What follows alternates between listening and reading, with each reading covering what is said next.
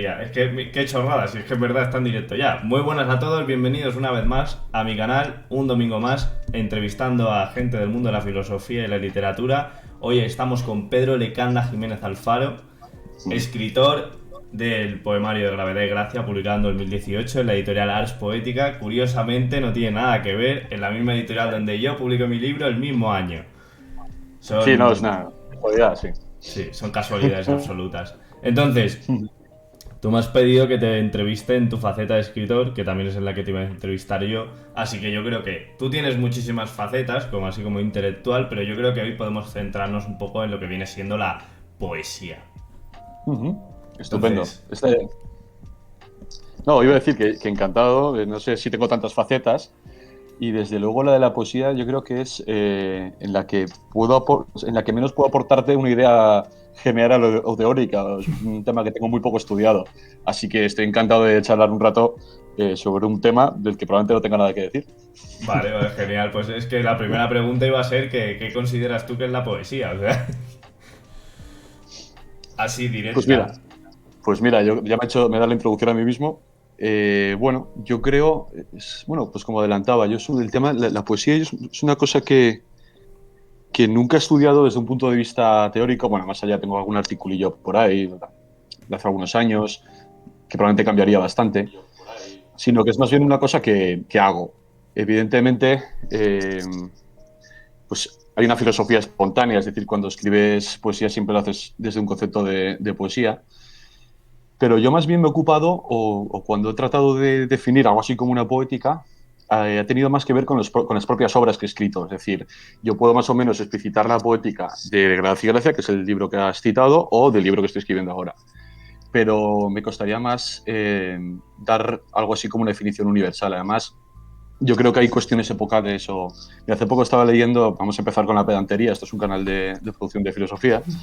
Estaba leyendo un ensayo de Frederick Jameson que se llama, de 2015, se llama Estética de la Singularidad, y ahí el tipo explica pues cómo en el momento actual es muy difícil ofrecer en general, y esto es un problema filosófico que tiene que ver con toda la cuestión del canon, pues precisamente ofrecer sí, una idea universal de arte que vaya más allá de la institucionalista, es decir, arte es aquello que está en un museo, por ejemplo. Sí. Y estamos en un momento en el que las poéticas pues, son casi una especie de nominalismo poético en el que casi las poéticas son individuales o son difícilmente abstraíbles, digamos, ¿no? Entonces, bueno, yo, no seré yo quien me ocupe de hacerlo. Yo, en todo caso, podría hablarte de la ligazón o de aquello, sí, o de aquella poética que hay en mis libros, en todo caso, que no sé si sería de mucho Sí, interés. sí, joder, claro. Por Pero, cierto, claro, Pedro, un momento, sí, tu imagen está congelada. No sé si tú te ves moviéndote. sí, yo me veo bien, o sea, me veo moviéndome. No sé si... Vale, espera, voy a. No sé, no sé, es que se ha congelado, congelado, ¿eh? Ujú. Plan, voy a recargar la página un momento, ¿vale? Estupendo.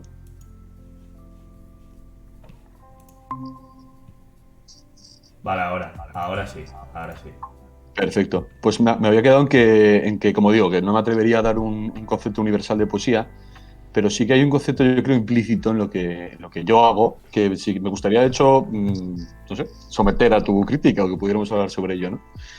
Y es que, bueno, ya digo, mi primer libro de Gracia y Gracia, bueno, ya este propio título tiene pues una inspiración en Simone Weil, en su libro La verdad y la gracia. Es un poemario católico directamente donde la idea de gracia está constantemente, es un objeto poético constante.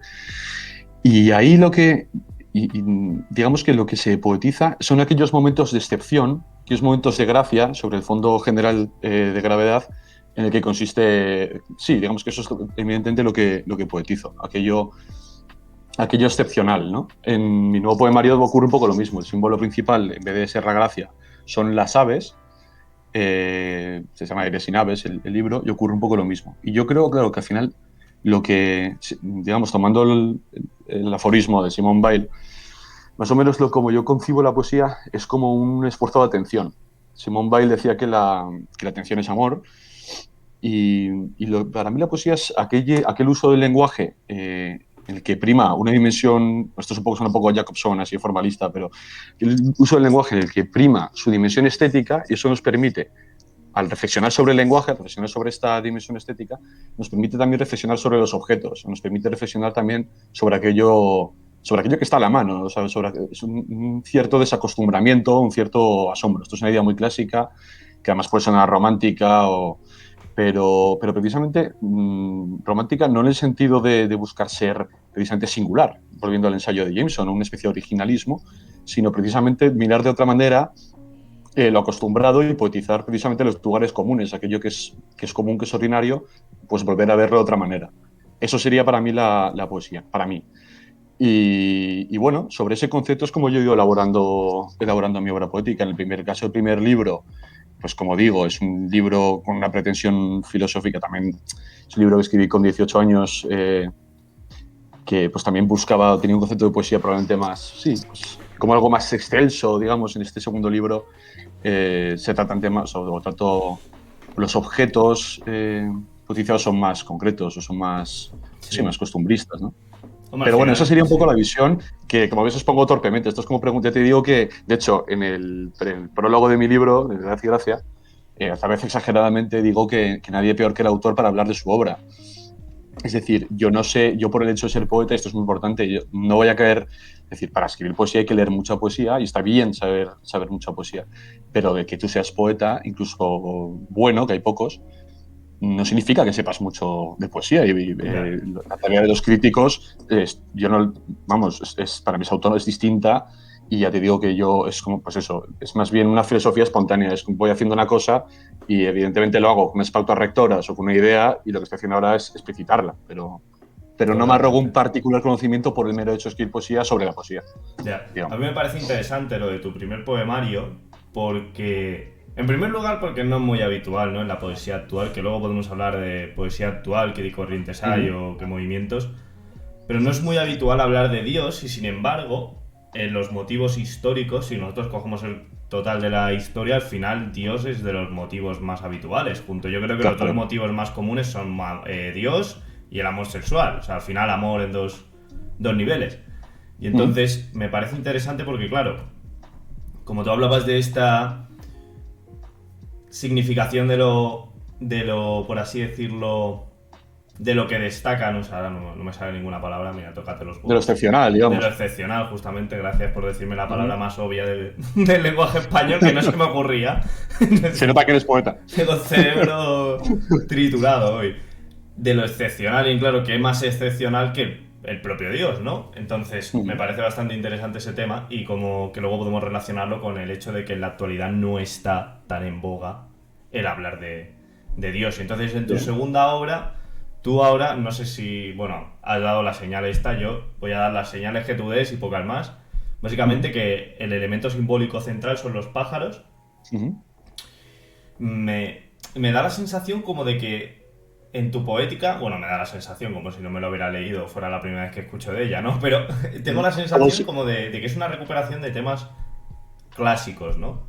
Uh-huh. Que no Sí, hay un urbanismo ni un estilo ahí. bueno, de hecho, otra cosa, has dicho que ibas a revelar, digamos, pues, una pequeña parte. Yo también he escrito un libro de poesía contigo, ¿Qué dices? ¿Qué con lo dices? cual, no sé si te Pero acuerdas, con lo esto no ha cual, salido aún, esto no se ha publicado aún, esto es malpario, ¿eh? exacto, pero está escrito, que es lo importante. Sí. Entonces, bueno, mira, también hay una cosa con las definiciones de poesía: y definiciones poéticas y definiciones no poéticas. Muchas veces los poetas suelen definir poéticamente la poesía, lo cual te sirve más bien para entender su obra que es la poesía. Sí. Entonces, en el caso, mira, me acuerdo que a mí, por ejemplo, un escritor que me encanta como poeta, me parece estupendo, que es Julio de Amazares.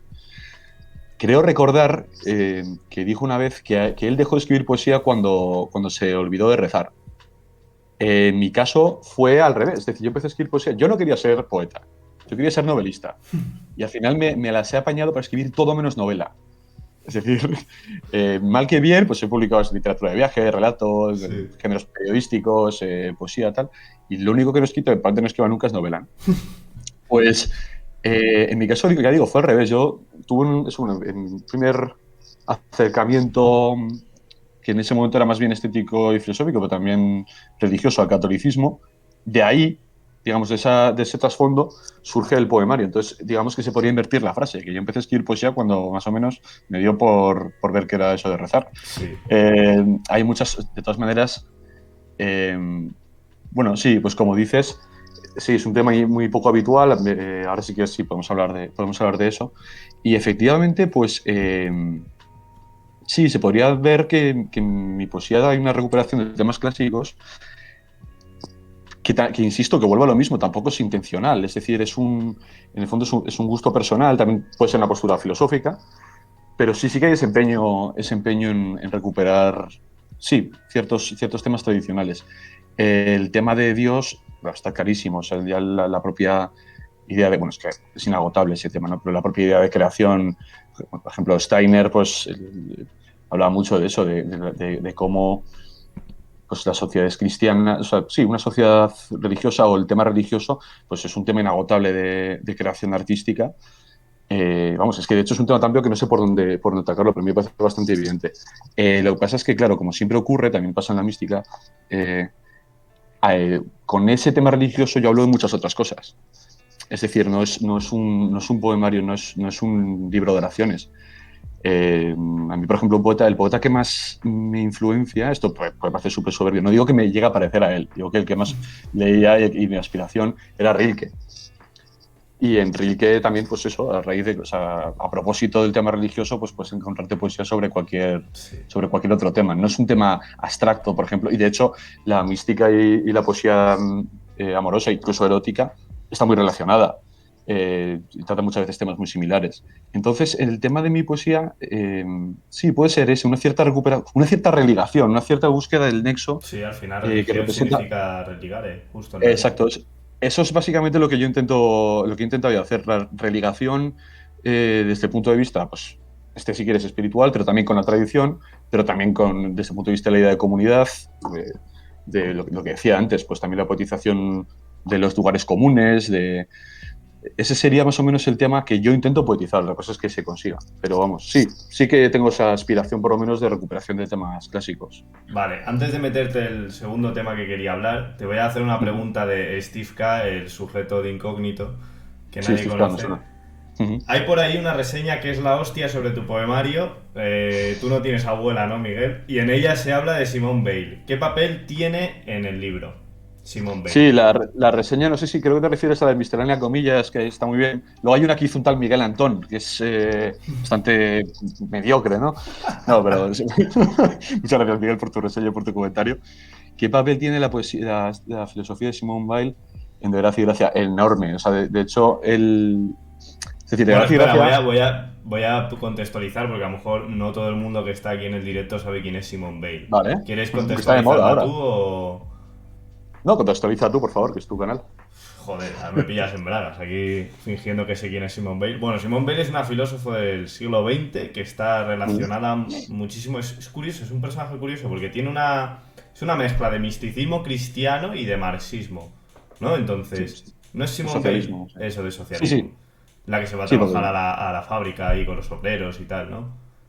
Se le luego está iba en un poco España, en la guerra la... civil. Joder. Ujú. Vale, vale, pues Sí, sí. comenta tú la importancia de Simone Bale in your book. Vale, vale, perfecto. Es que si antes lo he dicho de pasada, pero es el título del propio poemario de Gracia y Gracia, pues es una paráfrasis de un libro de Simone Weil que se llama La gravedad y la gracia. Y la obra entera se estructura en realidad sobre una cita de Simone Weil, que evidentemente, o sea, que está citada al principio del libro. Y la idea, así a trazo muy grueso, es asomarse al abismo sin dejarse caer en él. De hecho, mira, ahora que tú bueno, que trajiste, ya ha salido 2 veces en la conversación, no sé si es director de la revista de Nadas, bueno, Sí. estuviste charlando sobre pesimismo filosófico. La estructura de mi libro eh, me incluso un poco de apuro hablar tanto de este tema, ¿no? Pero eh, es la siguiente, ahí se divide en 3 partes y fundamentalmente, por resumirlo mucho, ahí se divide en poemas de gravedad y poemas de gracia. La gravedad es una dicotomía simbólica muy sencilla. La gravedad está representada por la oscuridad y lo descendente, y la gracia por lo ascendente y lo luminoso. Es decir, es una distinción muy sencilla, muy fácil de captar, muy tradicional. Y la estructura del libro es tal que los poemas de gravedad, estos que representan el descenso o la oscuridad, son los que ocupan la mayor parte de la obra, pero los poemas de gracia, que son menos, están al final. Sí. Entonces, representa esa idea de Simone Weil de que todo pues, tiene la gravedad, pero también existe esa otra fuerza que es la gracia y que ya digo que está representada como lo excepcional. También toma varios símbolos más de la literatura que están ahí pues funcionando como metáforas. Y esa es la idea, es una idea muy sencilla. Es un poemario optimista, pero como ves, de un optimismo más o menos moderado o atemperado por esa dimensión de la gravedad. Así que hoy vengo pues, a debatir en diferido con vuestra posición sobre el pesimismo Optimismo, filosófico. optimismo, pero no mucho. Optimismo, pero no mucho. Y luego la influencia de Simone Weil, ya digo, es que es directa. Desde el título hasta la Ya. estructura de la obra, esa dimensión, como dices, religiosa, casi mística, pues también me interesó mucho. Últimamente que estás hablando mucho del confucianismo, también hay una influencia del taoísmo, hay algunos poemas que tienen una influencia directa, pero digamos, el imaginario del libro es totalmente, como decías antes, clásico y tradicional y muy sencillo, ¿no? Esa oposición Sí. entre ambas fuerzas.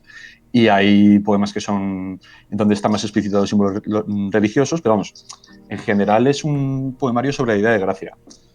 Entonces, hemos Eh, estado hablando aquí un rato, unos los primeros 10 minutos, sobre qué es la poesía, sobre tu poemario en concreto, las influencias que tiene.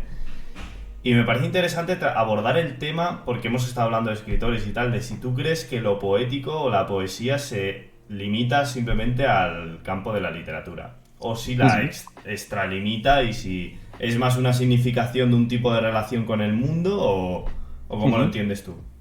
Esto es un gran tema de...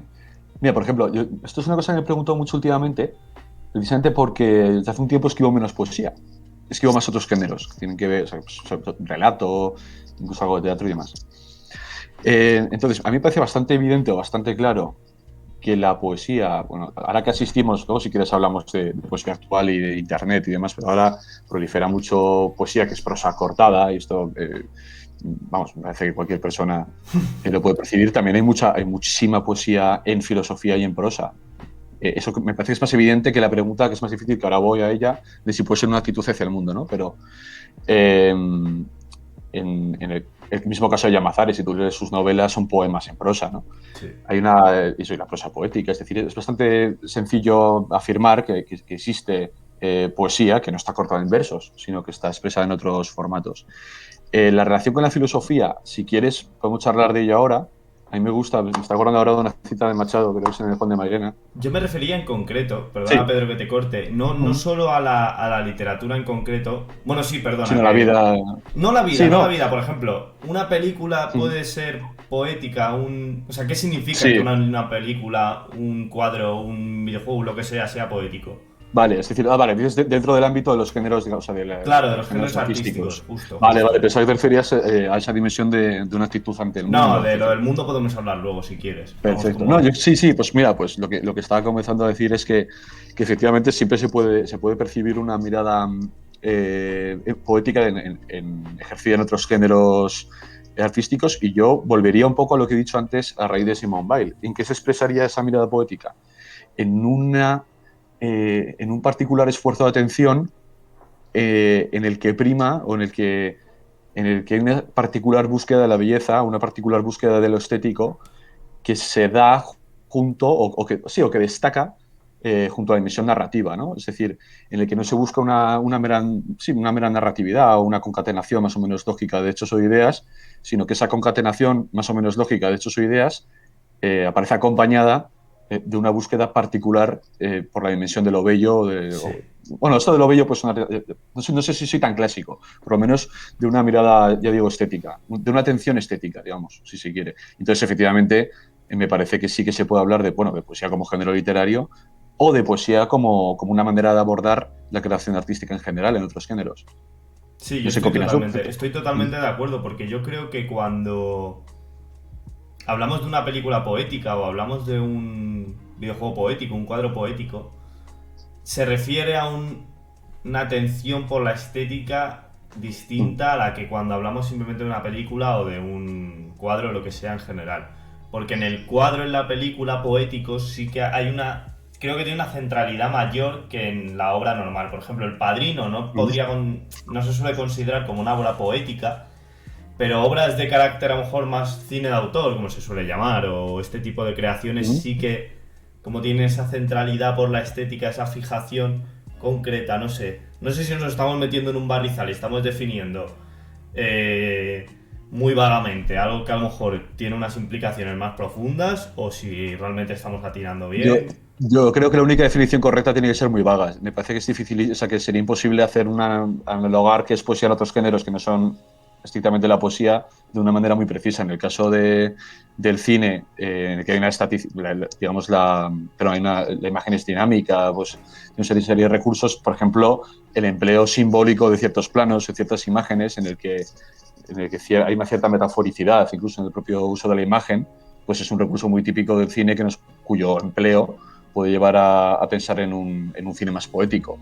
Yo diría esto, que sí, a lo mejor se queda en el estadio una mera intuición, pero yo diría que no hay manera de bajar una categorización como más concreta, pero yo diría que sí que se puede hablar de cine poético o de una novela poética, Sí. en la medida en que, como digo, a la mera concatenación narrativa o de producción de ideas, pues asoma o está atravesada también por un particular esfuerzo de atención estética, digamos. Sí, Es muy vago, pero creo que no se puede afinar mucho más esa clasificación. totalmente. Entonces, retomando el tema que tú habías tratado antes, que Ujú. estabas a punto de citar a Machado y te he cortado ahí muy Ujú. asquerosamente. Si quieres retomamos el asunto del que estamos comentando, esa actitud poética hacia el mundo o en la propia Mm. literatura, como... Claro. Bueno, lo que voy a decir de Machado es una cita que me gusta recordar, también es propiamente bastante retórica, ¿no? Lo que dice él es que lo que puede aprender el filósofo del poeta es que cuando llegas a un callejón sin salida se puede saltar por el tejado. Eh, ¿Esto qué quiere decir? Claro, por mucho que, por ejemplo, a ti que te gusta mucho Ortega, por mucho que la claridad sea la cortesía del filósofo, tú de un filósofo no puedes pedirle, o sea, es decir, aunque haya filosofía ejercida en la poesía, tú no puedes pedir a un poeta que sea un filósofo ni un filósofo que sea un poeta. ¿En qué Sí, sentido? Que en la poesía muchas veces las ideas se emplean en sí mismas estéticamente, es decir, no hay necesariamente, y por eso está bien que Platón expuso de vez en cuando los poetas de la República, hay una mayor libertad, si quieres, entre significados y significantes, y hay, precisamente por esta mayor importancia o este énfasis en la dimensión estética que he subrayado antes, eh, pues a un poeta no se le puede exigir exactamente que sea riguroso o que sea sincero respecto de sus ideas, ya. porque, como digo, es lícito que en poesía utilices ideas que no consideres incluso erróneas, pero las emplees estéticamente, y un buen poema puede serlo y ser filosóficamente nefasto.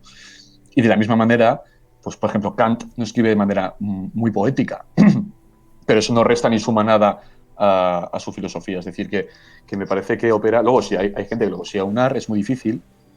eh, bueno, hay casos muy excepcionales, pero yo diría que no. O sea, yo soy bastante enemigo de esas ideas de que la poesía es filosofía o que la filosofía es un género literario.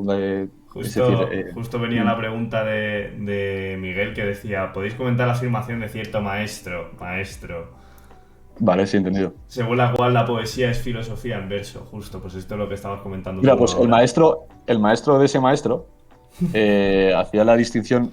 Ahora me va a bailar los términos, esperamos, entre Vale, filosofía pero voy a ejercida. aclarar un momento. El que hace la afirmación esta es Jesús G. Maestro y el maestro Gustavo Bueno, ¿vale? Porque Sí. esto es como una coña que entendemos nosotros tres y que se va a quedar aquí en petit Exacto. comité. Pues eso, está la distinción entre filosofía ejercida y representada, ¿no? ¿Que hay filosofía en la poesía? Pues evidentemente. También hay filosofía en las conversaciones de bar y filosofía disuelta en todas partes. Otra cosa es la capacidad de explicitar y sistematizar las ideas, que es lo que hace que a alguien le llamemos filósofo. Es decir, no porque, es decir, las ideas de Kant se pueden pues pueden calar, pueden propagarse y ser empleadas en conversaciones coloquiales sin que el que las emplea sepa que está citando a Kant o que esa idea se debe a una obra de Kant, ¿no?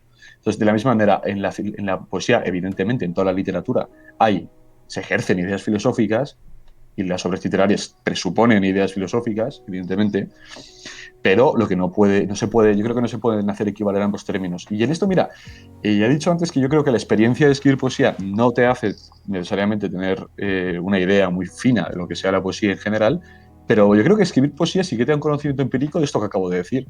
Es decir, tú cuando escribes un poema y cuando escribes un ensayo estás haciendo operaciones totalmente distintas. Sí. Y el uso que haces de las ideas en una obra poética nada tiene que ver con esto. Y de hecho, hay mucha literatura que a mi modo de ver es mala literatura porque hay una intención en un género literario excesiva de explicitar ideas. Sí. Entonces, en muchas novelas, no voy a citar ejemplos porque, bueno, hay bastantes, ¿no? Pero en el que de repente llega un personaje y te cuela ahí 3 caras de alegato defendiéndote el concepto, no sé, pues de división de poderes. Pues a mí eso en una novela no me interesa. A lo mejor en un tratado de El filosofía arte no política se sí. piensa, el arte no se puede pensar. Cuando O piensas sea, la obra que vas a hacer, ya ahí la cagada. bueno, también con moderación esto, porque también Sí, podríamos a llegar a ver, un claro, claro. Sí, esto es una irracionalismo. definición muy poética también.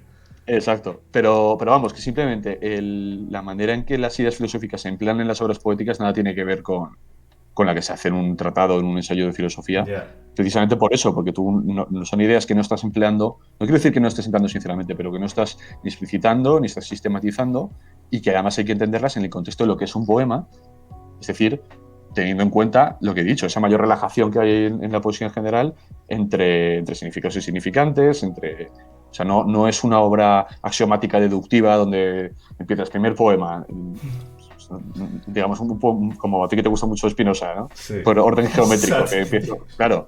Entonces, ya digo, hay ideas filosóficas en la literatura, pero la literatura no es filosofía. Claro. Y hay literatura filosófica, de nuevo, ¿qué sería la literatura filosófica? Pues aquella en la que se hace énfasis o en la que se explicitan o en la que están ejercidas pues de una manera particularmente intensa o relevante ideas filosóficas. Pero que haya confusión en la realidad o que haya confusión en la práctica de ambas cuestiones no significa que no tengan sentido la distinción, que yo creo que hay que mantenerla y que tiene sentido. Miguel habla de Schopenhauer y Nietzsche, por una pregunta que ahora voy a sacar, pero a mí me parece Uh-huh. bastante interesante el caso de Parménides, que literalmente Uh-huh. es un poema, su doctrina filosófica. ¿Y cómo lo ves? ¿Es un poeta muy malo que es un buen filósofo? ¿Es un mal filósofo o un poeta? ¿O...? Sí, bueno, a ver, es lo que quiero. También hay cuestiones ahí de época que es muy difícil asimilar lo que hace Parmenides con lo que hace. Es decir, también Ya. el propio concepto de filosofía de la época es distinto, pero el concepto de poesía es difícil asimilar. Es decir, y también. No, yo no sé, es decir, a lo mejor hay que matizar. Puedes hacer filosofía en forma de poema, evidentemente. Eso se puede hacer. No me Ahora, lo que refiero quiero a... decir, Sí. claro, lo que quiero decir es que con carácter general es una distinción que tiene sentido. Porque de manera general lo que hace un filósofo y lo que hace un poeta, estricto sensu, no es lo mismo. Ahora, que se puede hacer un poema, filosofía en verso, sí, se puede hacer filosofía en verso. Pero ya digo que estos casos, o el caso que comentas de Parmenides, para mí no resta o no elimina toda la virtualidad que tiene la distinción entre filosofía y poesía. Y de la misma manera, pues bueno, también lo que decíamos antes, también hay definiciones poéticas de poesía que en sí mismas son poéticas. Es decir, hay mucha confusión, evidentemente, entre los géneros. Sí, siempre la hay. Y probablemente ahora mucho más, por razones epocales. Pero en general yo sí me mantengo en la trinchera de mantener la distinción. Aunque Sí. admita excepciones. Sí, sí, a mí me parece bien también, yo estoy de acuerdo. Vale, la pregunta de Miguel era, Uh-huh. vale, ya seriamente, ¿creéis que a ciertos filósofos se los ha menospreciado por escribir poéticamente sus tratados filosóficos? ¿O ese menosprecio viene por otras cuestiones? Hombre, yo creo que sí que hay un menosprecio, pero la pregunta es si es lícito menospreciar a un autor por su poeticidad en la creación. No sé qué opinas tú, Pedro, bueno, creo que sé lo que piensas. A ver, el caso, hemos citado antes a Ortega, el tema de la claridad. Otro autor que se suele citar mucho es Bersón, ¿no? Bersón se suele destacar que escribe muy bien. Sí. Pasa lo mismo con Nietzsche o con Schopenhauer, al cual he leído menos. He leído bastante más a Nietzsche que a Schopenhauer. Eh, claro, el problema es, o sea, si creo que se le suele denigrar por ser más poéticos. Yo diría que puede ser, es decir, hay gente que a lo mejor a la que parece menos serio, digamos, una persona, si tienes una visión como muy, pues, no sé cómo llamarla, Que parece que pues está adornando sus ideas para hacerlas sí, más que atractivas de parece lo que que sí, son, ¿no? sí, Camelando. que te está haciendo un juego de trilero para evitar que te des cuenta de que en el fondo no está diciendo nada. Yo creo que son escritores que consiguen primero un gran número de lectores, es decir, hay una gran parte de la población que sí que aprecia enormemente esa capacidad de sintetizar ambas cosas, hay un cierto desprecio hacia ellas y yo no creo que sea lícito, no creo que sea lícito despreciar a un filósofo por el hecho de que escriba bien o de que escriba muy literariamente. ¿Qué pasa? ¿Qué es lo que sí que creo que puede pasar? y creo que pasa, me parece que a veces pasa esto, que es verdad que te permite una cierta confusión, lo que hablábamos antes, pues recurrir al lenguaje poético te permite una cierta metaforicidad en virtud de la cual puedes no solo encubrir, digamos, que una cierta falta de rigor, sino que llega un momento de confusión en el que no se sabe muy bien, puede dar lugar a un cierto cinismo incluso en el fondo, ¿no? En el que no se sabe muy bien si lo que estás diciendo en un momento dado obedece a una racionalización, una explicitación de ideas, una existencia, una ordenación, o si lo que estás haciendo es literatura. Y a mí me parece que esa confusión es sospechosa, o puede a veces llegar a ser sospechosa, porque efectivamente es un recurso, los recursos literarios sí que creo que pueden servir para inducir esta confusión en el discurso. Creo que hay filosofías, por ser el caso de Nietzsche, que pueden ser coherentes con esta búsqueda, incluso a propósito de cierta confusión, porque tú mismo filosóficamente asumes que no quieres hacer una filosofía desde un punto de vista sistemático, semático, deductivo, etc. Entonces, con carácter general, creo que sí, que a veces se desprecia a los filósofos por recurrir a estos recursos, a estos manejos literarios, y creo que a veces tiene sentido hacerlo. Yo creo que, a ver, a lo mejor esto que digo va un poco en contra de lo que hemos estado hablando, pero yo creo que en todo autor hay una cierto sentido del estilo, por lo menos. O sea, por ejemplo, la creación o sea, los libros de Spinoza, la ética o los tratados de Descartes y todos estos autores realmente sí que tienen un cierto búsqueda de la belleza ahí en su creación. Con el sistema ordenado de axiomas, proposiciones, escolios, definiciones, yo creo que todo este organismo sí que tiene una cierta organización en torno a una idea, por lo menos, de algo agradable de ver. Pero yo creo que la diferencia que hay, que hemos venido comentando, es que los autores que hacen estas filosofías más cercanas a la literatura justamente eligen este modo de belleza, a lo mejor el modo de belleza literario. Es un poco como hace Schopenhauer, Seneca, Nietzsche, todos estos autores. También pasa al revés, ¿eh? Hay muchos autores, el caso de Derrida, muchos otros autores, que que se percibe que escriben de una manera muy oscura también por lo mismo, para intentar, digamos, encubrir que lo que están diciendo, entonces te citan a Ortega. Y dicen, claro, es que está siendo oscuro porque no tiene ni idea de qué está diciendo. Si lo supiera explicar bien, lo explicaría de manera más grata al lector, ¿no? También incluso en la elección de estilo puede haber presupuestos filosóficos. Es decir, abordar una obra filosófica pues, de una manera como si fuera una obra literaria ya es una elección filosófica o ya es un cierto concepto de la filosofía. Entonces, muchas veces hay una cierta verosimilitud, es decir, se adapta, a mí es el caso de Nietzsche muy claramente. Es decir, hay una adecuación, aristotélicamente hay una adecuación de la forma al fondo.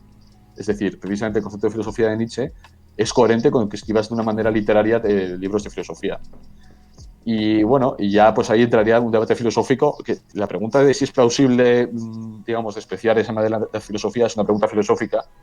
Y mi inclinación, pues que sería podemos hablar de ello, claro, pero mi inclinación sería que sí, es decir, yo soy más bien contrario al concepto de filosofía que hay detrás o que manejan aquellos que consideran que la filosofía es un capítulo de la literatura.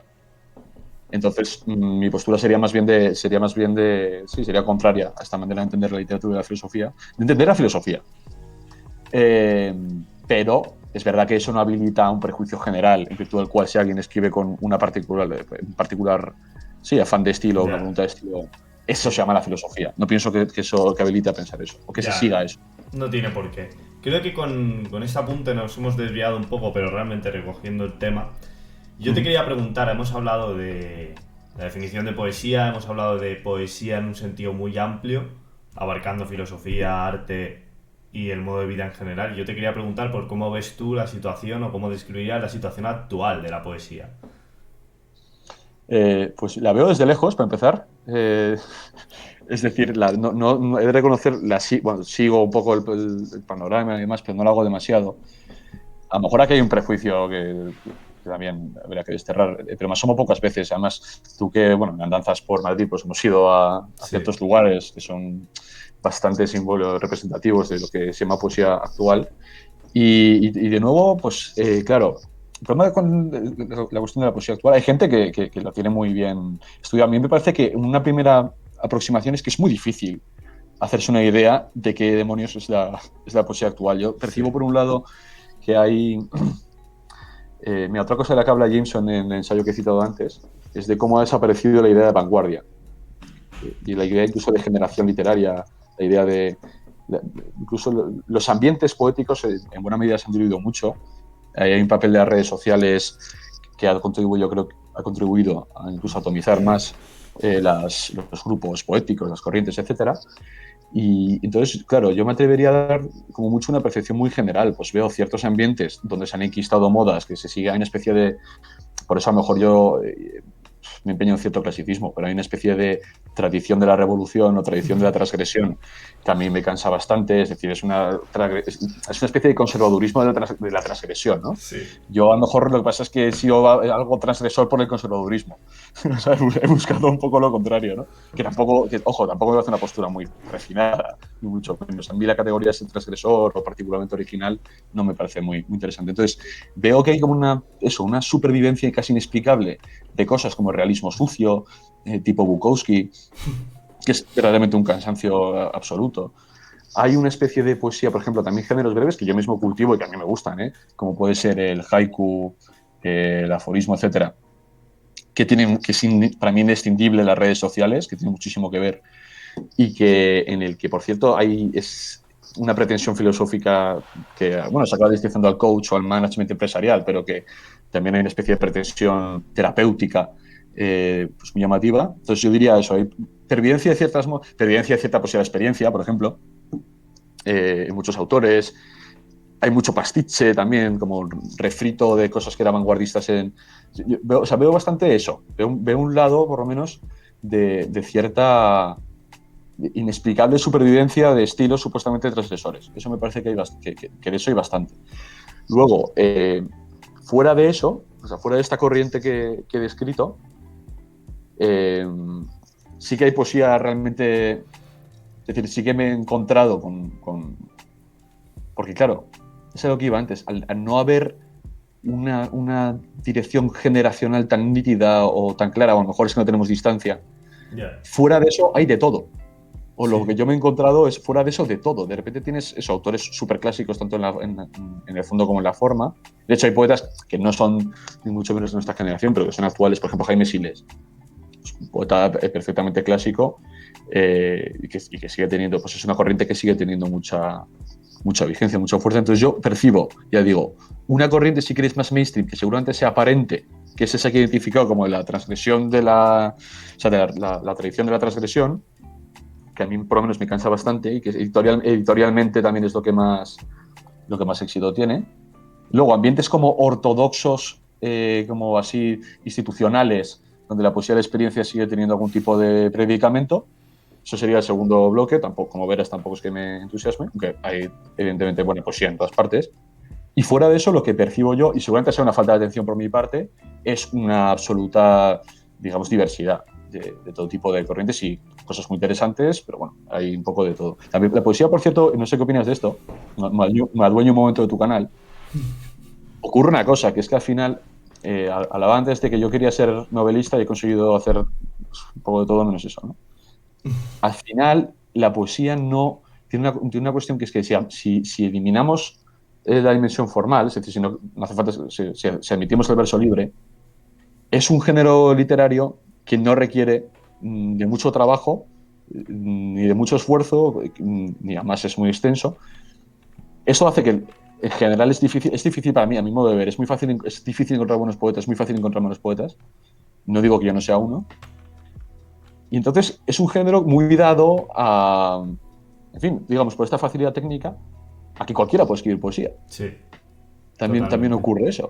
Entonces, ya digo, para mí hay eso, dos corrientes más o menos que se perciben nada más entrar, que están ahí como enquistadas y que son las que más o menos dominan el aparataje institucional y el sistema de premios y cuestiones de estas. Y fuera de eso, de todo. Esa es la imagen que tengo yo. No sé cómo lo ves tú. Yo un poco parecido, la verdad. A mí me parece interesante la poesía que está más en boga o que se vende más, porque claro, también cuando hablamos de importancia no usamos el mismo criterio que para la importancia histórica. Nosotros lo hacemos de una manera muy democrática, que es lo que más vende, básicamente, ¿no? Sería Sí. la democracia del que vende. Y me parece interesante porque, como tú has comentado, el hecho de que cualquiera pueda escribir poesía junto al hecho de que sea muy breve y de que tenga este componente autobiográfico, hace de esta poesía de redes sociales justamente una poesía muy dada a la red social. Es muy fácil Mm, meterla. Porque, por justamente eso, su brevedad, su concisión y además que habla muchísimo de la propia persona, es muy autobiográfica. Hasta un punto de incluso lo pornográfico. O sea, yo me acuerdo de un libro de sí. una escritora que no voy a comentar que ponía, creo que ponía una carta de su médico o algo así, en plan, o recetas del médico, no sé. Sería, Muy, sería lo mejor, probablemente, ¿no? seguramente es muy concreto, demasiado concreto. Yo creo que que el problema que yo le veo a esta poesía, primero es a nivel estilístico, es que es muy pobre en mi opinión. Y en segundo lugar, que no hay una distancia entre el escritor y la obra. Entonces, como no hay una distancia, tu obra tiene que, o sea, tu vida tiene que ser interesante para que tu obra lo sea. Cuando realmente esos son caminos totalmente escindidos. Que entonces Sí. entronca muchísimo con la poesía de la experiencia, al final, tiene muchísima Mm. relación, yo creo. Sí, tiene muchísima relación. De hecho, es lo que te iba a decir, que yo creo que es una, en cierto modo, pues una evolución. La poesía de la experiencia ya es una cosa pues, que ya serían los padres de estos, ¿no? Sí. Y esa evolución del subjetivismo, habría que ver, por cierto, adjetivar la experiencia. Es decir, el artículo este que te decía, yo te decía antes que no me he dedicado para nada al estudio de la poesía. Pues yo tengo un articulillo por ahí donde comparo las categorías de poesía de experiencia y poesía de conocimiento. Más que nada para Dónde está reflexionar. así por curiosidad? Está en licencia poética. Es decir, está en papel, no Ah, está online. vale, vale, vale. Me lo leí, pero hace, joder, cuando. Mm, Antes de publicar el libro, o sea, hace ya 3 años, 4. claro, pues ahí, bueno, Así. pues ahí exploro un poco si tiene sentido esa distinción y demás, claro, porque en el fondo, pues ya la experiencia, pues ya el conocimiento. El conocimiento no es experiencia, la experiencia no es conocimiento. ¿Qué experiencia? Hay algo que no Ya. es experiencia, es decir, son términos muy vagos, ¿no? Entonces Sí. habría que adjetivar eso a eso de pues ya la experiencia. Pues ya la experiencia de un catedrático de filología que vive en una ciudad, o qué experiencia, ¿no? Es decir, pero ya el propio término, esa absolutización de la experiencia, que, por cierto, volviendo al Tao o a Kant, pues, me parece que, en fin, es muy discutible. Es decir, que haga falta tener una experiencia muy. Estaría como de Hemingway, ¿no? De voy a los Sanfermines y luego voy a la guerra para aprender lo que es el mundo, y entonces te lo cuento. Y eso es no, pues, que esto tiene mucho que ver con la literatura autobiográfica, ¿no? Es decir, tú puedes tener una vida perfectamente anodina y de esa vida, y de hecho es lo que yo creo, y de esa vida exterior anodina sacar gran poesía, perfectamente. Evidentemente, eso depende, o sea, es la elaboración que tú hagas a partir de esa experiencia lo interesante. Tu experiencia en sí misma no tiene pues interesante ni tienes por qué saber contarla. Es más, una experiencia interesante puede no ser nada interesante literariamente. Entonces, en la literatura autobiográfica, claro, eso también pasa en prosa. Es decir, en prosa lo que asistimos ahora es también un boom de la literatura autobiográfica. Sí. Es muy interesante que, de hecho, los géneros literarios hay como una estrecha, no sé, no sé, digamos que ha menguado la imaginación. Es decir, la novela histórica, la autobiografía, incluso la literatura autobiográfica, todos estos géneros, claro, se venden, es decir, ¿por qué tienen prestigio o atractivo? Porque en principio tú entiendes que es algo real, con lo cual te interesa más que una novela. La cuestión es que si uno sabe leer literatura, puede sacar mucho más para la vida real de una ficción que de un Sí, relato de hechos. totalmente. Y yo sí que creo que hay una evolución subjetivista en la poesía, o singularista, volviendo otra vez de nuevo al tema de la singularidad, del ensayo de Jameson y demás, en el que se eleva la experiencia o la singularidad a dogma casi, o a tema poético. Cuando yo creo que la singularidad puede ser perfectamente anodina, y de hecho creo que lo suele ser. Es decir, es muy Sí, raro que la nuda experiencia sea sí, por sí misma se traduzca en una obra literaria. totalmente. Entonces yo sí creo que hay un autobiografismo muy, vamos, que editorialmente está teniendo mucho éxito, del que salen grandes libros también. Es que tampoco quiero negar la categoría en general, pero me parece que el enfoque es discutible, por lo menos.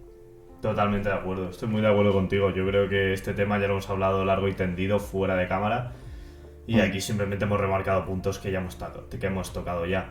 Hemos estado hablando de poesía actual, haciendo un poco de crítica, así de lo que es el mm. panorama. Y entonces yo te quería preguntar por autores, no actuales que estén vivos necesariamente, pero sí autores a lo mejor no tan conocidos que a ti te parezcan interesantes o que esté guay leerlos. Porque a ver, por ejemplo, si me dices Becker, pues sí, Becker es la polla, pero lo conoce todo Cristo, ¿sabes? Entonces, autores Ya, que tú tengas aquí Iba a hacer un meme de Star Wars, pero está un poco descontextualizado. Entonces, básicamente autores que sean como muy de nicho, que te gusten a ti. Muy de nicho. Bueno, yo qué sé, no que solo los conozcan su prima y su abuela, sino que... Ya. Bueno, a ver, pues las actuales. No, Claro, es no, que no que estén vivos, no hace falta, que estén vivos. pues mira, es que esto es una. Digamos, esta pregunta se puede formular de dos maneras, que es, ¿cuáles consideras tú que son los mejores poetas o cuáles son los que más te gustan a ti? Que no tiene nada que ver. Yo, por ejemplo, lo digo muchas veces, mi escritor, digamos, del siglo XX favorito es Chesterton. ¿Chesterton es el mejor escritor del siglo XX? No, evidentemente no. Pero bueno, digamos que a mí, pues por razones personales o por razones que tampoco es, digamos que es difícil, son difíciles de sistematizar, es el que más me apela o me llama o digamos, el que más me inspira, ¿no? A la hora de escribir también, etcétera.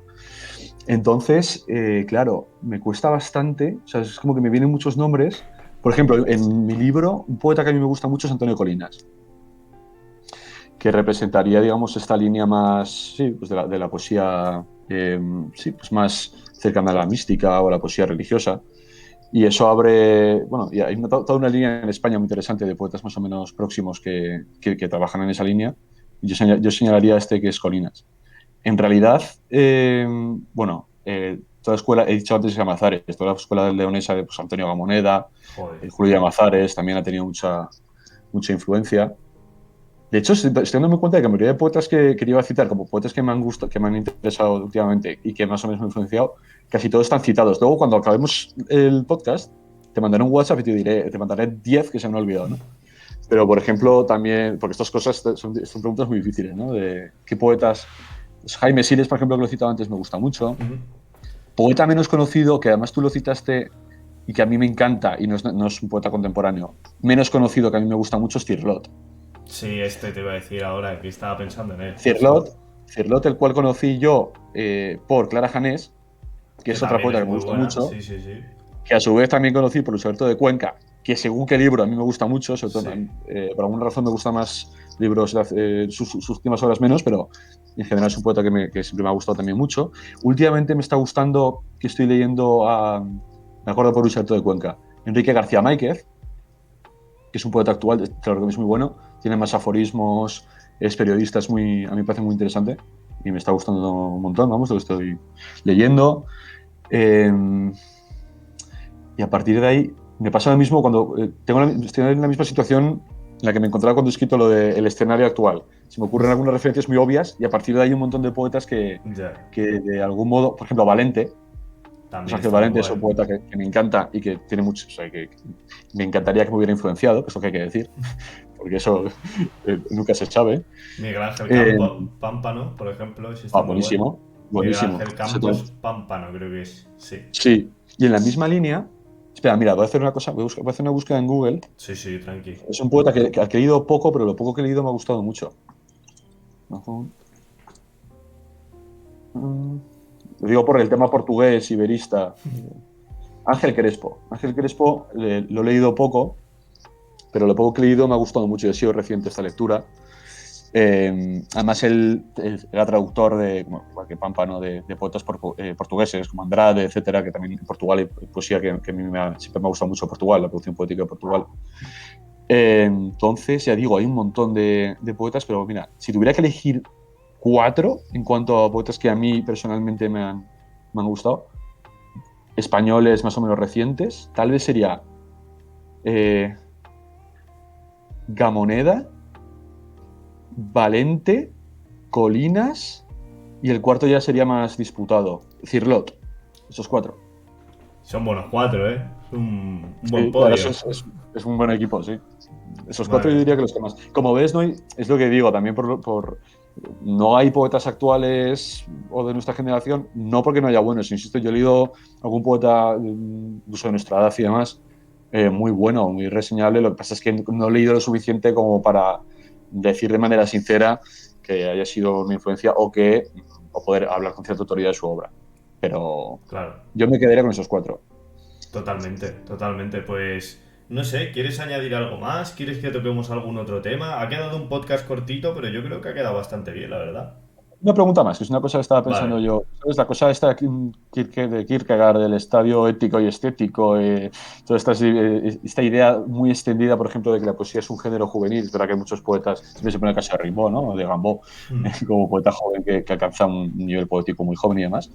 Eh, Ahora que llevamos cumpliendo años, y no es como hace 3 años que era todo el rato lo del poeta joven, que lo seguimos siendo, ¿por qué crees que la poesía es un género, o se considera un género de juventud? ¿O por qué la poesía, no sé, porque el ensayo, sabes que lo clásico es pensar que hasta los 50 más o menos estás haciendo, se supone, prólogos Sí, sí, a la sí. obra filosófica, que suele ser un género de madurez, las obras realmente sistemáticas que dejan, digamos, ponen un autor en la historia de la filosofía, ¿no?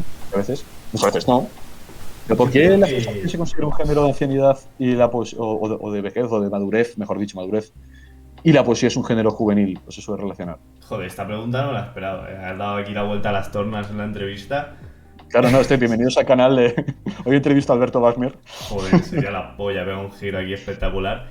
Pues tío, me parece un tema bastante interesante. Yo creo que tiene que ver con...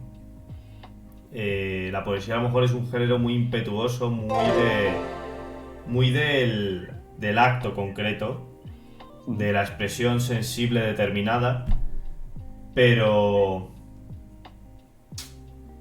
mientras que el ensayo es una ordenación de ideas y por lo tanto requiere una calma y además requiere una profundización en las propias ideas, que es lo que hablábamos, que al final tú puedes usar las ideas en poesía, las puedes usar como herramientas, pero no necesariamente hasta sus últimas consecuencias. Entonces yo creo que el descubrimiento de estas consecuencias se va haciendo con los años y su construcción sistemática es lo que se denomina ensayo filosófico.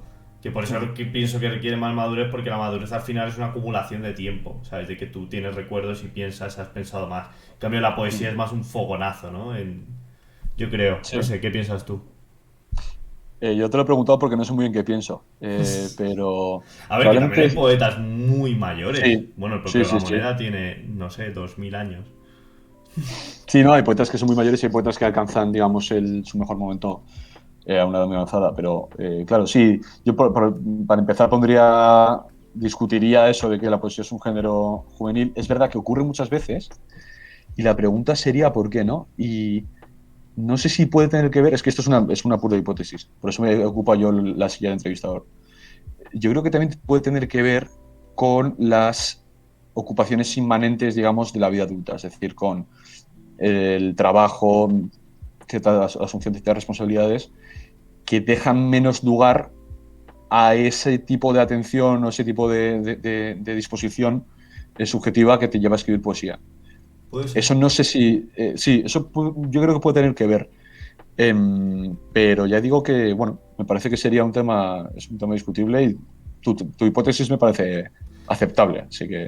Es que antes no he agradecido el seguimiento que me ha seguido Mod FSEV, creo. Así que hemos llegado a los 40 seguidores. Sí. Más cerca de los 10, de los 50 para poner Más cerca de anuncios. Andorra. Más cerca de Andorra. Y me parece interesante porque, claro, nosotros asociamos esto, la poesía con la juventud, a lo mejor es porque la masa crítica de poetas que hay a los 20 años, imagínate, es muy amplia. Luego a los 50 va decreciendo. Entonces, a lo mejor hay muchísima gente que empieza en poesía pero que no es poeta. No sé si se puede hacer esa distinción. Yo creo que sí. Hay gente que Sí, escribe yo creo poesía y que no es sí. poeta. Entonces yo creo que de joven te da más por escribir poesía sin ser poeta. Creo yo, Sí, también. sí, puede ser. Y que los que son poetas luego son los que permanecen escribiendo, no sé. Pero es que luego Rimbaud dejó de escribir. Es que es muy complicado. Y luego, lo que no creo que haya nunca es gente que no ha escrito de joven y escriba de mayor. Que de repente a los 50 le pegue por escribir poesía. Yo creo que si Sí, hay casos es son verdad. muy raros. Es verdad que la poesía suele ser un género que te lleva a otros. Es muy raro que desemboques en él, es verdad. Sí, Sí. es Que por cierto. cierto, hablando de Ortega, que lo hemos hablado antes, dice Ortega Mm. que el escribir es un carácter sexual secundario. Me parece que Goitisolo una vez en una biblioteca azarosamente cogió un libro de no sé qué Goitisolo. Este es el nivel de rigor de la cita. Y sostenía un poco lo mismo, ¿no? Que sí, hay una cierta... O sea, sí, como te refieres al hecho de que es como una especie de estar vinculado con la erótica en la parte de la Sí. creación y que es algo como propio, digamos, del cuerpo de aquel que Sí. lo hace, ¿no? Ahora podría Sí, venir yo creo, tremendo. Bueno, perdón, perdón, sí, sí, di. no, yo creo que es verdad que es lo que te digo, mi experiencia. yo digo, de un año a esta parte, en el que, digamos, he escrito mucha menos poesía, pero el enfoque que te da la poesía o el ser poeta sí que te hace escribir los otros géneros de una manera distinta o aproximarte a ellos de una manera distinta. Yo, por ejemplo, mi gran problema con la narración es que muchas veces me pierdo, porque de repente me da por describir una puerta, muchas veces pierdo el ritmo narrativo, es un problema que tengo muchas veces en prosa. Incluso en ensayo menos, yo creo que es más fácil distinguirlo en el caso del ensayo del artículo, pero sí que el haber sido poeta te acostumbra a un manejo del lenguaje que luego es útil además y que siempre yo creo que deja cierta herencia o cierta marca en el resto de cosas que escribes. En cambio es verdad que es muy difícil que te dé por escribir poesía si no lo has hecho antes, sí, efectivamente. ¿Qué es eso? Es curioso, es algo que comentamos que nos parece muy obvio, pero que es Además la extraño, poesía ¿no? tiene una cosa que si digamos, se puede dar una versión un poco laica de la idea esta de musa. La musa, es decir, tiene un cierto sentido que es que la poesía tú no puedes, igual que un relato, por ejemplo, una novela, tiene una dimensión más mecánica o más técnica, es más reproducible, es decir, mal que bien te puedes sentar y escribir una página que no sea demasiado ominosa de un relato casi siempre. Puedes buscar la hora en la que escribes novela. Hay escritores que tienen, vamos, secretaria y despacho y de 10 a 12 y se puede hacer, más o menos. La poesía no, es imposible. O sea, por mucha, yo por ejemplo tengo bastante amistad con Urceloy, con Jesús Urceloy, es un gran poeta, es profesor de escritura creativa y evidentemente la poesía no es una cosa, volvemos al inicio, absolutamente romántica, también hay técnica, o sea, la poesía tiene mucha técnica. Ahora, es verdad que es más difícil forzar un poema, forzar la escritura de un Ya. poema. Por eso hay la poesía es muy, hay poetas más regulares y menos, pero no es tan regular como otros géneros. Hay pocas que se prestan mucho más a la escritura de poesía que otras y en esa medida, claro, es menos selectivo. O sea, ser poeta es menos selectivo que otras cuestiones. Es una cosa que como más instintiva o más, o por lo menos se puede admitir, sin caer en romanticismo se puede admitir que tiene esa dimensión más, no sé si vocacional o de inspiración que otros géneros literarios. Totalmente de acuerdo. Pues muy bien. No sé, ¿quieres comentar algún tema más? Así te ha salido una pregunta de repente bastante interesante, a ver si tienes otra ahí metida en la cartera. Pues, Estos son minutos, más dinero, más riqueza. bueno, o sea, estoy contribuyendo a tu riqueza si se me ocurre alguna No, pregunta. no, tranqui. No, esto va independientemente, ¿eh? Ahora mismo no pasa nada. Vale, pero pues te voy a hacer una pregunta. Venga. Que es un poco recuperar un tema de los que estábamos hablando antes. Igual que hay, como acabo de decir, ¿no? Hay ciertas etapas o ciertas épocas en las que son más dadas a la filosofía, a la poesía. Lo mismo también podría ocurrir con otros géneros, ¿no? El caso de la filosofía, por ejemplo, incluso exige menos inspiración, es decir, se puede hacer de manera incluso más mecánica, por lo menos la divulgación filosófica siempre puedes hacer divulgación de filosofía. En tu caso, esto es una pregunta subjetiva o de experiencia, ¿las épocas en las que escribes mucha poesía son épocas en las que también son productivas filosóficamente o se dan de manera sucesiva?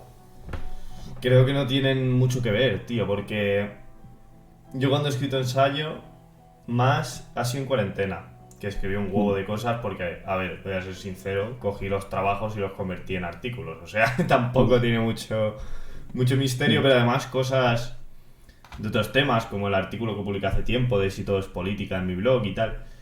Entonces ahí estuve escribiendo muchísimo ensayo y poesía muy poca. Entonces cuando he escrito poesía, también he escrito otros ensayos. Yo creo que cuando estoy creativo en general. Ahora, por ejemplo, estoy muy poco creativo. Vale, pues Estoy... como estás poco creativo, te voy a preguntar otra cosa. Es que estoy Que es literal la que no siguiente. creo en ninguno de los dos niveles. Creo poco. Vale, pregúntame algo Bueno, de Think.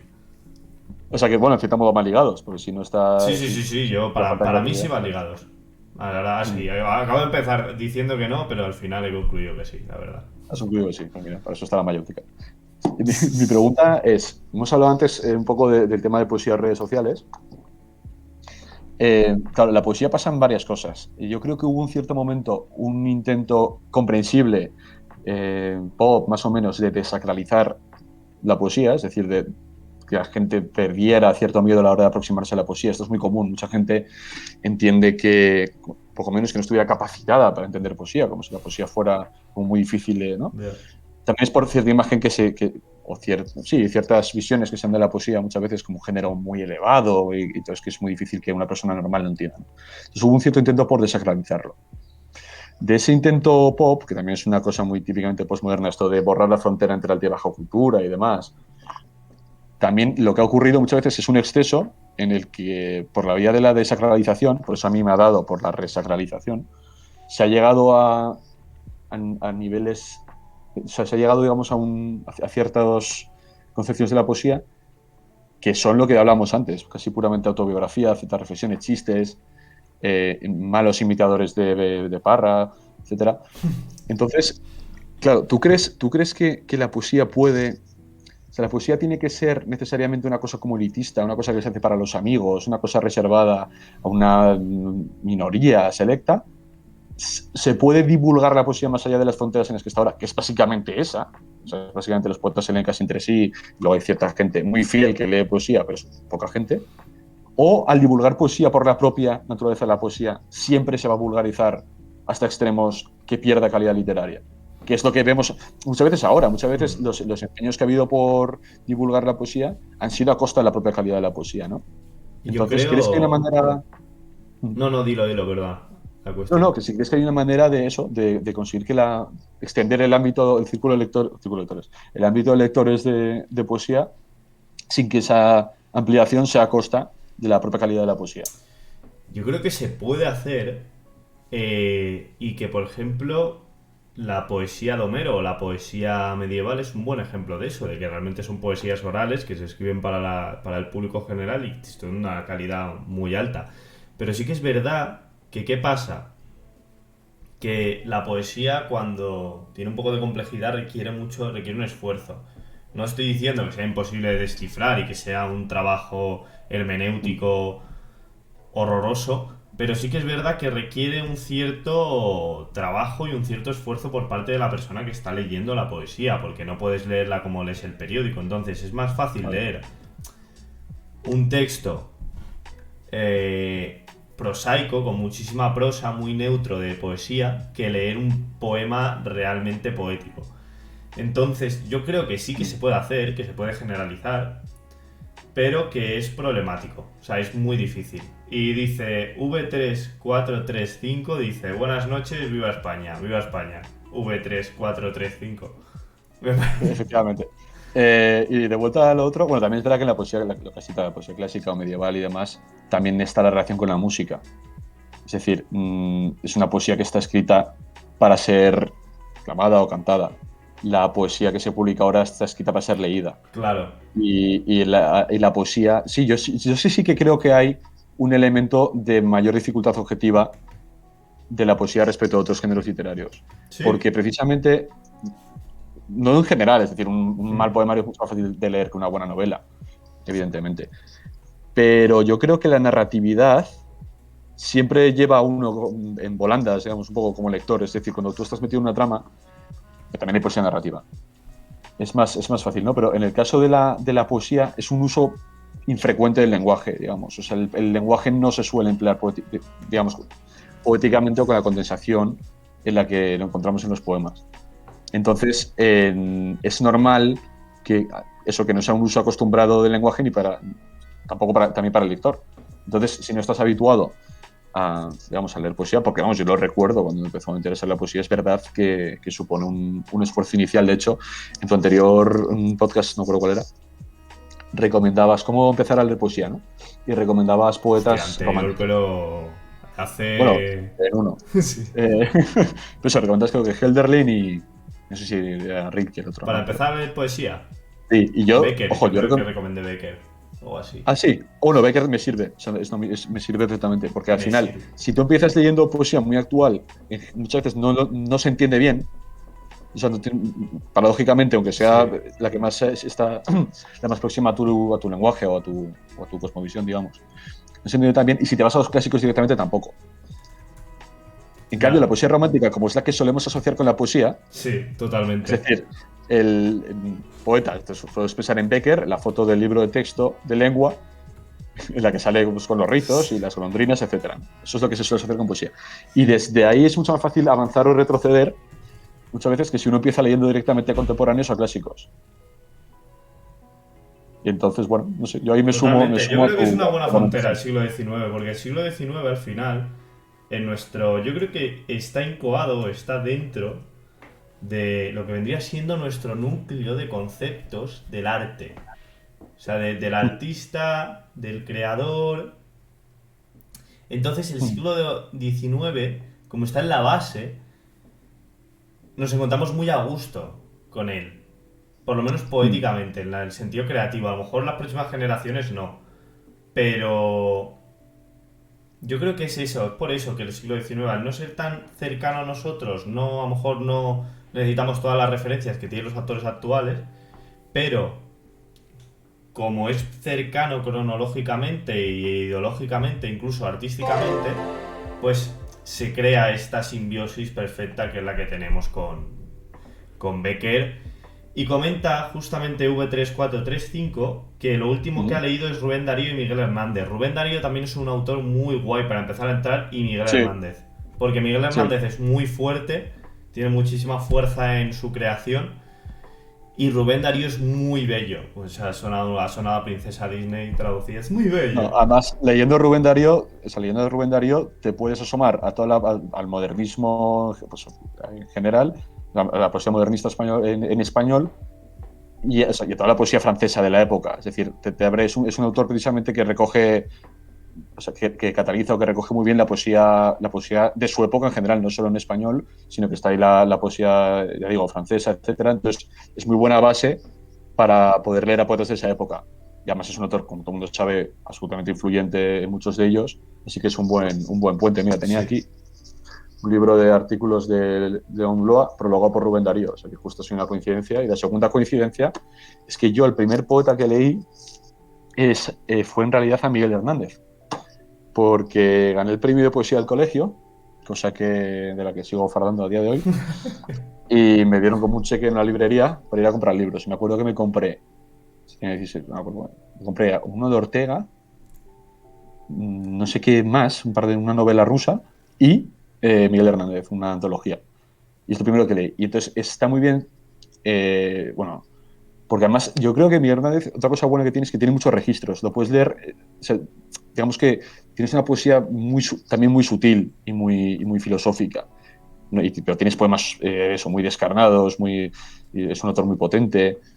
Me parece que combina más ese sí que combina bien lo que se suele decir muchas veces de muchos escritores, lo popular sí, digamos, y lo elevado, lo tradicional. Sí, sí. Me parece que es un autor de verdad que tiene una fuerza y una vis poética realmente impresionantes. Entonces, Rubén Darío y Miguel Hernández, estupendo. Ha comentado que sus favoritos son Lo Fatal y Madre España respectivamente. Yo Lo Fatal no lo he leído, no me suena por lo menos, pero Madre España sí, Madre España es buenísimo. También me gusta muchísimo de Miguel Hernández el de Elegía a Ramón Sige, por ejemplo. El de solamente... no quiero más luz que tu pecho sobre el mío, algo así. Creo que tu cuerpo sobre el mío, creo. Eso es buenísimo. Y básicamente su Por poesía... cierto, y hablando de Madre España, me he acordado de otro poeta que no he mencionado antes, porque bueno, luego hay muchos poetas que a mí me encantan, pero bueno, que son más conocidos. Por ejemplo, T.S. Eliot es otro poeta que me gusta mucho. Pessoa es un poeta que siempre me ha Sí, encantado. está muy guay. Y cuando has dicho lo de Madre España, me he acordado de César Vallejo. Sí, sí, sí, sí, justo Claro, lo estaba pensando. que es otro hito como un poco así ineludible de poesía en español. De hecho, yo creo que es mi poeta en español favorito, simplemente. O sea, Joder. no favorito en el sentido que para mí puede ser, por lo menos de los mejores, y ya digo que yo no soy filólogo ni crítico, soy un lector de poesía, pero para mí Vallejo tranquilamente puede ser, no sé Sí, si el mejor, pero uno de los mejores totalmente. poetas. Es muy Por bueno. cierto, por cierto, y en lo que estábamos hablando antes de la pervivencia, de la imagen general de la poesía relacionada con el romanticismo, cosa que tampoco tiene por qué estar mal, pero está el caso de Neruda, por ejemplo. Neruda es un poeta que gusta mucho precisamente porque también tiene vamos a dar una canción desesperada, tiene esa cosa cursi incluso, pero muy romántica, que mucha gente identifica de oído con la poesía, y pasa lo mismo con Becker. Becker es un autor estupendo que además entramos muy fácil a leerlo por los temas y porque la idea que tenemos de poesía, Sí. por lo menos prima fase, en primer momento, encaja mucho con él. Pero eso, Totalmente. Miguel Hernández y Rubén Darío, ahora que ha salido el tema, me parecen grandes poetas para empezar a leer poesía. Sí, sí, sí. Yo me acuerdo que me leí. El último poemario que me leí de Rubén Darío es el de. ¿Cómo se llamaba este? Claro, no puedo buscarlo. Canción desesperada, no me acuerdo. No, el Cantos de Esperanza. Mm. Ese es muy bueno, ese está muy guay. Ese está muy guay. Y ¿qué te iba a comentar? Y bueno, y luego, pues, no sé qué más comentarte. Mira, una pregunta que sueles hacer tú, ¿sabes? Me la voy a apropiar yo. ¿Qué estás leyendo ahora de poesía? Pues macho, ahora mismo lo tengo por aquí. Espera. Por aquí, que tengo una montaña de libros. Joder, tío, tengo la estantería de libros llena, pero, o sea, Mm. rollo, puestos así y puestos así. En plan, uno encima del Ujú. otro. Y Entiendo. entonces he mirado una estantería ya para poner y tal, porque no me caben los libros. Y el que me Ujú. estoy leyendo es este. No sé si se. No Espera. se enfoca.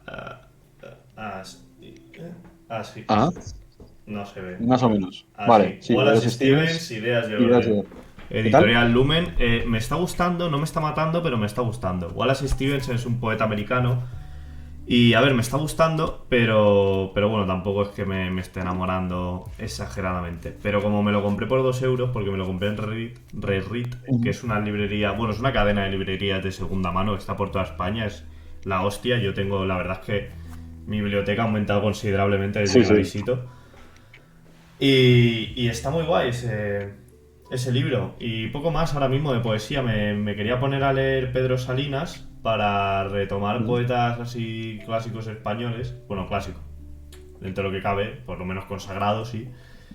Y poco más, ¿tú qué estás leyendo de poesía, por cierto? Yo estoy leyendo bastante en galeradas, digamos, a ratos. Es decir, no Sí. estoy leyendo sistemáticamente ningún libro, sino que estoy releyendo así, pues, de vez en cuando. Tagore Hmm, y a ratos Cernuda también. Estoy, pero ya digo que de manera más muy constante. qué guay. Y ahora, mira, pues precisamente quería ver si hacía alguna incursión en algunos poetas contemporáneos. Por ejemplo, que me gustaría leer a Anne Carson. Lo tengo un Ah, poco. la Sí, lo tengo. tengo pendiente. He leído Estoy poemas, muy. pero me gustaría leer su obra algo más de profundidad. Y ya digo, estoy, bueno, pues de manera un poco diletante leyendo Tagore y Cernuda. Más o menos Ah, en eso vale, estaba. vale. Joder, qué guay, qué guay. Comenta V3435, me gusta más la poesía hispana, pero por conocer más poesía extranjera reciente que me haya gustado, Huesos de Sepia, Eugenio Montale, Mm. ¿tú lo conoces? Lo conozco, pero no he leído ningún libro, he leído poemas. Vale, yo Pero, o sea, no lo conozco, ¿qué es italiano o de dónde es? mm, sí, pero yo lo he leído en español, pero sí. Vamos, que seguro es italiano. A ver. Esto además pasa una cosa bueno, no sé si a ti te ocurre, pero efectivamente. Yo hago, por cierto, Salvatore Quasimodo, poeta italiano, me gusta mucho. Yo hago muchas incursiones, digamos, me estoy leyendo un libro de poesía, pero muchas veces leo pues 2, 3 poemas sueltos de poetas, ¿no? Que es una manera estupenda de no enterarse de nada muchas veces, porque los libros de poesía son libros, o sea, deberían ser, o lo ideal es que un libro de poesía sea un libro. Sí. Es decir, que extraigas algo de la lectura de los poemas juntos. Pero bueno, muchas veces hacen incursiones así vandálicas en autores, como es mi caso con este Montale, cual he leído poemas, pero no he leído su obra. Yo esto lo hacía antes, lo hacía cuando empecé a leer poesía, lo de leer poemas aleatorios, es más, casi nunca Mm. me leía un libro entero. Iba cogiendo como. Era como una necesidad de recoger muchísimas influencias de muchos autores, entonces iba Sí. leyendo poemas de todo lo que me encontraba. Y luego, yo creo que mi forma de leer poesía cambió cuando me compré una colección del País de poesía, que se Ujú. publicaba cada semana, que además son libros súper bonitos, pequeñitos y que están muy guay, estaban genial. Además había más Ujú. autores, salía Helderlin, salía Rilke, salía Miguel Hernández, Neruda, salía Ana Akhmatova, que es una señora rusa. O sea, Ujú. esa colección, si alguien la puede reencontrar, porque sé que estas colecciones se van sacando varias veces con el tiempo, si la podéis recuperar es buenísima esa edición. También está César Vallejo. Y desde ese momento yo creo que me leo los poemarios, me los leo así, taca, taca, Hombre, taca. tampoco está mal a veces hacer así catas, digamos, Sí, de ciertos sí, autores, sí, porque es sí. verdad bueno, lo ideal, muchas veces un poeta, leyendo un poema también puedes captar un poco la voz y Sí. Muchas veces las obras son coherentes y, digamos, el imaginario, las principales imágenes, lo puedes captar fácilmente, pero yo creo que sí que es bueno leer los libros, como libros. Por cierto, espera, es que te he dicho antes que me iba a ir acordando de autores así que a mí particularmente me gustan mucho.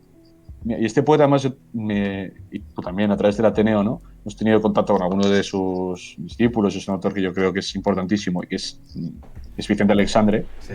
que para mí es, claro, es de lo mejor, o por lo menos he visto que de los poetas que más me ha gustado siempre. Está echando en falta a alguien, poesía española así reciente, y yo diría que Alexandre es más es un poeta, o sea, si no estás hecho a leer poesía, hombre, es un poeta Sí. que gusta mucho, pero yo creo que si te gusta la poesía o si tienes un cierto bagaje como lector de poesía, se disfruta mucho más y que tiene libros que no son. A mí me Que gusta no son más su etapa posterior al poemario Nobel. este famoso, ¿cómo se llama? Ah, Espadas como labios, ¿no? Algo así se sí, llama. Y el del amor, algo así, no me acuerdo, me sabe mal. sí, lo tengo. Sí. Pero me gusta más su etapa posterior, cuando se aleja un poco del surrealismo. A mí el surrealismo no es una corriente que me acabe de A mí ilusionar, la tampoco. verdad. Porque me Mm. parece que la poesía, dentro de que tiene que tener la metáfora y el juego literario, tiene que tener también una significación concreta, yo creo. Quiero decir, tiene que estar referida a algo, tiene que hablar de algo. La poesía que no habla de nada a mí A mí no es me que me gusta. aburre. Justo, justo, justo. Es decir, Claro. pero pasa con muchos momentos y vuelvo a lo mismo, hay que hacer esta corrección constantemente, pues no parece que hay poesía surrealista muy buena. Sí. Ahora, la pretensión surrealista a mí me parece que es como vamos a redescubrir el Mediterráneo, que además es que yo estoy muy a favor de redescubrir el Mediterráneo, es lo que hay que hacer. O sea, Sí. repetir ideas no está nada mal. Lo malo es repetir ideas con la pretensión de estar siendo singular. Claro, no, Eso a es lo que a ver. mí me cansa. Que tú te repitas o que digas cosas que ya se han dicho es inevitable. Es inevitable y de hecho no es malo. Yo creo que no hay que pensar demasiado en ser original. O sea, yo soy bastante contrario al originalismo, digamos. Pero, claro, es lo que digo, que muchas vanguardias ha llegado un momento de desgaste tal bueno, que al final es una especie de repetición en la que intentan como. Claro, pues si tú quieres, digamos, patar al burgués, tiene que haber una conciencia que puedas transgredir. Si no hay ninguna pauta, no hay ninguna norma, si lo que se Ya. afirma como poética es cualquier cosa, es un nominalismo en el que, ya digo, la propia obra es una poética, su propio poema es una poética. Ya digo, si no hay esa pauta, no hay una moral que transgredir. O sea, ¿qué vas a transgredir entonces si no hay norma? Ya. Claro. O sea, la anomia no se puede transgredir. Entonces, que el ideal sea la transgresión, primero sería transgresión respecto de qué. Y luego la transgresión como transgresión, o sea, el ideal de la transgresión como transgresión, No tiene pues lo que ningún. acaba generando es otro canon. Y la Sí. manera de transgredir ese canon es transgredir la idea de transgresión. O sea, Sí. olvidarnos de la transgresión de una vez. Es una de Totalmente. las cosas por las que yo más abogo. Sí. Yo estoy totalmente de acuerdo con eso. La verdad. Y nada, bueno, y no sé, si quieres añadir algo a este. Ya que has empezado haciendo las preguntas tú, si quieres lo despides tú, te paso la contraseña y ya. Sí, me ha dañado un poco de tu canal. Sí, que haya algún domingo que hay que echarle ganas para meterse en los directos, pero siempre están guays y siempre son interesantes y el de hoy lo ha sido bastante. Así Importante que que suscribirse sí. y Espera, todas voy esas a, cosas. voy a cortar un momento el vídeo. Muchísimas gracias a todos los que habéis estado. Como siempre sabéis, estamos aquí miércoles, viernes y domingo, grabando aquí en directo en Twitch. Luego se resube en YouTube los vídeos de los domingos, los podcasts con gente. Y este va a estar aquí mañana. Así que muchísimas gracias a todos. Muchísimas gracias, Pedro. Muchas gracias a ti. Hasta Y nada, luego.